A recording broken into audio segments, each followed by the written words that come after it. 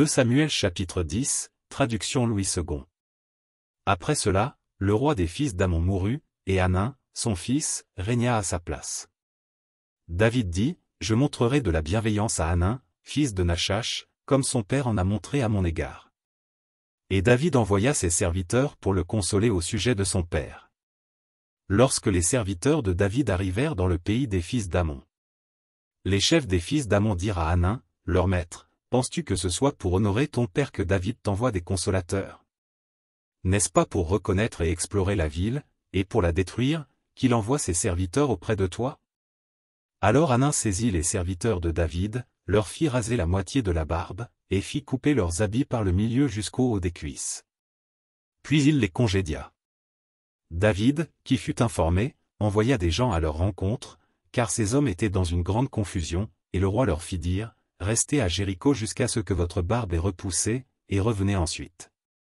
Les fils d'Amon, voyant qu'ils s'étaient rendus au Dieu à David, firent enrôler à leur solde 20 000 hommes de pied chez les Syriens de Beth-Rehob et chez les Syriens de Tsoba, 1000 hommes chez le roi de Maca, et 12 000 hommes chez les gens de Tob. À cette nouvelle, David envoya contre Joab et toute l'armée, les hommes vaillants. Les fils d'Amon sortirent, et se rangèrent en bataille à l'entrée de la porte, les Syriens de Tsoba et de Rehob, et les hommes de Tob et de Maca, étaient à part dans la campagne. Joab vit qu'il avait à combattre par devant et par derrière. Il choisit alors sur toute l'élite d'Israël un corps, qu'il opposa aux Syriens. Et il plaça sous le commandement de son frère Abiskaï le reste du peuple, pour faire face aux fils d'Amon. Il dit, si les Syriens sont plus forts que moi, tu viendras à mon secours, et si les fils d'Amon sont plus forts que toi, j'irai te secourir. Sois ferme, et montrons du courage pour notre peuple et pour les villes de notre Dieu, et que l'Éternel fasse ce qui lui semblera bon.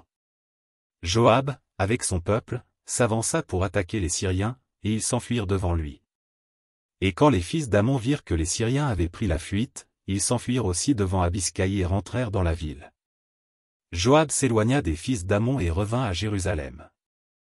Les Syriens, voyant qu'ils avaient été battus par Israël, réunirent leurs forces. Adarézé envoya chercher les Syriens qui étaient de l'autre côté du fleuve, et ils arrivèrent à Élam, ayant à leur tête Shobak, chef de l'armée d'Adarézé. On l'annonça à David, qui assembla tout Israël, passa le Jourdain, et vint à Élam. Les Syriens se préparèrent à la rencontre de David, et lui livrèrent bataille. Mais les Syriens s'enfuirent devant Israël. Et David leur tua les troupes de 700 chars et 40 000 cavaliers, il frappa aussi le chef de leur armée, Shobak, qui mourut sur place. Tous les rois soumis à Adarézé, se voyant battus par Israël, firent la paix avec Israël et lui furent assujettis.